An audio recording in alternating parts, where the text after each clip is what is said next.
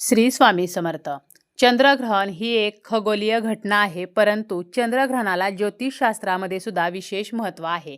जेव्हा सूर्य आणि चंद्राच्या मध्ये पृथ्वी येते, त्यावेळेला पृथ्वीची सावली ही चंद्रावरती पडते आणि अशा वेळेला चंद्रग्रहण होत असते. चंद्रग्रहण हे पौर्णिमेलाच येत असते आणि होळीचा सण हा आपण हुताशनी पौर्णिमेला साजरा करत असतो. यंदा 2026 या वर्षातील पहिलेच चंद्रग्रहण हे हुताशनी पौर्णिमेला आलेले आहे. त्यामुळे होळी कधी पेटवायची आहे, होळीचा सण आपण कशा प्रकारे साजरा करायचा आहे, चंद्रग्रहणाचे कोणते नियम पाळायचे आहेत, कारण हे चंद्रग्रहण भारतातून दिसणार आहे. त्यामुळे ग्रहणाचा सूतक काळ काय असणार आहे, स्पर्श कधी असणार आहे, मोक्ष काय असणार आहे, अशी संपूर्ण माहिती आपण या व्हिडिओमध्ये पाहणार आहोत. होळी जी आहे तर ती आपण 2 मार्चला की 3 मार्चला साजरी करावी, तर हे सुद्धा आपण या व्हिडिओमध्ये पाहणार आहोत. व्हिडिओला सुरुवात करण्या अगोदर तुम्ही जर चॅनलवरती नवीन असाल आणि पहिल्यांदाच माझे व्हिडिओ पाहत असाल तर चॅनलला सबस्क्राईब करा. व्हिडिओ माहितीपूर्ण वाटला तर व्हिडिओला लाईक करा. पंचांगानुसार फाल्गुन पौर्णिमा तिथी ही 2 मार्चला सायंकाळी 5:55 सुरू होणार आहे आणि या तिथीची समाप्ती 3 मार्चला सायंकाळी 5:07 होणार आहे. उदय तिथीनुसार ही फाल्गुन पौर्णिमा म्हणजेच हुताशनी पौर्णिमा ही 3 मार्चला असणार आहे आणि 3 मार्चला चंद्रग्रहण सुद्धा आहे. मग होलिका दहन हे आपण नक्की 2 मार्चला करावे की 3 मार्चला करावे, तर धर्मसिंधू या ग्रंथातील वचनानुसार होलिका दहन हे आपल्याला 2 मार्चला सोमवारी प्रदोषकाळी करायचं आहे. कारण 3 मार्चला चंद्रग्रहण आहे आणि पौर्णिमा तिथी ही प्रदोष काळ सुरू होण्या अगोदरच संपत आहे. चंद्रग्रहण असल्या कारणाने आपल्याला 2 मार्चला सोमवारीच होलिका दहन करायचं आहे, म्हणजेच होळी पेटवायची आहे. होळी आपल्याला 2 मार्चला सोमवारीच साजरी करायची आहे. त्याचप्रमाणे चंद्रग्रहण असल्यामुळे आपल्याला काही नियम हे सुद्धा 3 मार्चला पाळायचे आहेत. 3 मार्चला चंद्रग्रहण आहे आणि हे चंद्रग्रहण जे आहे तर त्याचा स्पर्श हा दुपारी 3:20 असणार आहे. त्यानंतर सम्मिलन हे 4:34 असणार आहे. ग्रहणाचा मध्य हा सायंकाळी 5:04 असणार आहे. उन्मिलन हे सायंकाळी 5:33 असणार आहे आणि ग्रहणाचा मोक्ष हा 6:48 असणार आहे. ग्रहणाचा सूतक काळ हा ग्रहणाच्या अगोदर 9 तास सुरू होत असतो. त्यामुळे ग्रहणाचा जो सूतक काळ आहे तर तो 3 मार्चला सकाळी 6:20 सुरू होणार आहे. सूतक काळ सुरू झाल्यानंतर आपण कोणताही धार्मिक विधी करत नाही किंवा देवपूजा करत नाही. बऱ्याचशा मंदिराचे जे दरवाजे आहेत तर ते सुद्धा सूतक काळ सुरू झाला की बंद होत असतात. त्यामुळे आपल्याला या सूतक काळामध्ये कोणताही विधी वगैरे करायचा नाही. आपण जप करू शकतो, नामस्मरण करू शकतो, ग्रंथ वाचू शकतो, परंतु आपल्याला देवपूजा वगैरे सूतक काळामध्ये करायची नाही.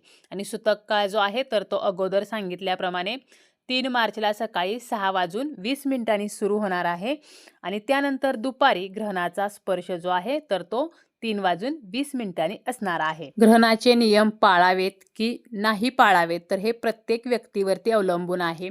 खास करून गर्भवतींनी ग्रहण पाळावे असे सांगितले जाते. गर्भवतींनी रिलॅक्सपणे हे ग्रहण पाळायचं आहे. ग्रहण पाळताना आपल्या शरीरावरती त्याचा कोणताही परिणाम होणार नाही. बऱ्याच वेळेला ग्रहण पाळायचं म्हणून आपण उपाशी राहतो आणि त्यानंतर मात्र आपल्याला डॉक्टरकडे जावे लागते, अगदी ॲडमिटसुद्धा व्हावे लागते. त्यामुळे आपली जर तब्येत व्यवस्थित नसेल, आपण जर ग्रहण पाळण्यासाठी तेवढे सक्षम नसू तर ग्रहण नाही पाळले तरीसुद्धा चालेल. आणि ग्रहण पाळत असताना काही नियमसुद्धा आपल्याला पाळायचे आहेत. जसं की ग्रहण काळामध्ये झोपू नये, केस विंचारू नयेत, पायाची तिडी टाकून बसू नये, बोटे मोडू नयेत. ग्रहण काळामध्ये आपल्याला जास्तीत जास्त जप, नामस्मरण करायचं आहे. आपण एखादा ग्रंथ वाचू शकतो. हनुमान चालीसा असेल, गायत्री मंत्र असेल तर हे आपण या ग्रहण काळामध्ये पठण करू शकतो. त्याचप्रमाणे ग्रहणाच्या काळामध्ये टोकदार वस्तूंचा वापर आपल्याला टाळायचा आहे.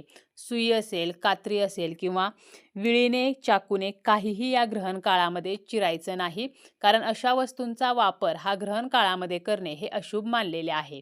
त्याचप्रमाणे गर्भवतींनी चंद्रग्रहण हे थेट पाहू नये. असं म्हटलं जातं की चंद्रग्रहण जेव्हा असते तर त्यावेळेला चंद्राची जी किरणे आहेत तर ती अशुद्ध मानली जातात आणि याचा परिणाम हा गर्भातील बाळावरती होऊ शकतो. त्यामुळे गर्भवतींनी चंद्रग्रहण पाहू नये. घराच्या बाहेर आपल्याला या ग्रहण काळामध्ये पडायचं नाही. बाहेर न जाता आपल्याला घरामध्येच व्यवस्थित रिलॅक्सपणे नामस्मरण करायचं आहे. त्याचप्रमाणे ग्रहण काळामध्ये अन्न शिजवू नये. आपल्या घरामध्ये जे अगोदर शिजवलेलं अन्न आहे, भरलेलं पाणी आहे, तर यामध्ये तुळशीपत्र आवर्जून ठेवायचं आहे, ज्यामुळे हे अन्न किंवा पाणी हे अशुद्ध मानले जात नाही. आणि ग्रहण संपल्यानंतर स्नान वगैरे करून आपण हे तुळशीपत्र पाण्यातून अन्नातून काढू शकतो आणि त्यानंतर आपण ग्रहण संपल्यानंतर देवपूजा वगैरे करून त्यानंतर अन्न शिजवू शकतो. प्रत्येक पौर्णिमेला आपण सत्यनारायण करत असलो तर मग सत्यनारायण जे आहे तर ते कधी करावे, कारण 3 मार्चला पौर्णिमा आहे आणि 3 मार्चला चंद्रग्रहण आहे. अशा वेळेला पौर्णिमेचा जो सत्यनारायण आहे तर तो 2 मार्चला प्रदोषकाळी आपल्याला करायचा आहे. त्याचप्रमाणे ग्रहण संपल्यानंतर आपण जेव्हा स्नान करतो त्यावेळेला त्या आंघोळीच्या पाण्यामध्ये थोडेसं गंगाजल टाकायचं आहे. आपण घरामध्ये सुद्धा गंगाजल शिंपडू शकतो. हिंदू धर्मामध्ये चंद्रग्रहणाला धार्मिक आणि आध्यात्मिक दृष्ट्या विशेष महत्त्व आहे. पौराणिक कथेनुसार समुद्र मंथनावेळी अमृतपान केलेल्या राहू आणि केतूने सूर्य आणि चंद्र यांना गिळण्याचा प्रयत्न केला, त्यामुळे ग्रहण होते अशी सुद्धा मान्यता आहे. राहू आणि केतू यांचा उल्लेख हा पुराणामध्ये सुद्धा आढळतो आणि म्हणूनच चंद्रग्रहणाला ज्योतिषशास्त्रीय दृष्ट्या सुद्धा विशेष महत्त्व दिले गेलेले आहे. वृद्ध व्यक्ती, आजारी व्यक्ती यांनी ग्रहणाचे नियम नाही पाळले तरी सुद्धा चालतात, कारण आजारी व्यक्तींना ग्रहणाचे नियम लागू होत नाहीत. ग्रहणाचे नियम पाळत असताना आपण आपल्या तब्येतीची काळजी घेऊनच हे नियम पाळायचे आहेत. खास करून गर्भवतींनी आवर्जून आपल्या तब्येतीची, आपली स्वतःची काळजी घ्यायची आहे.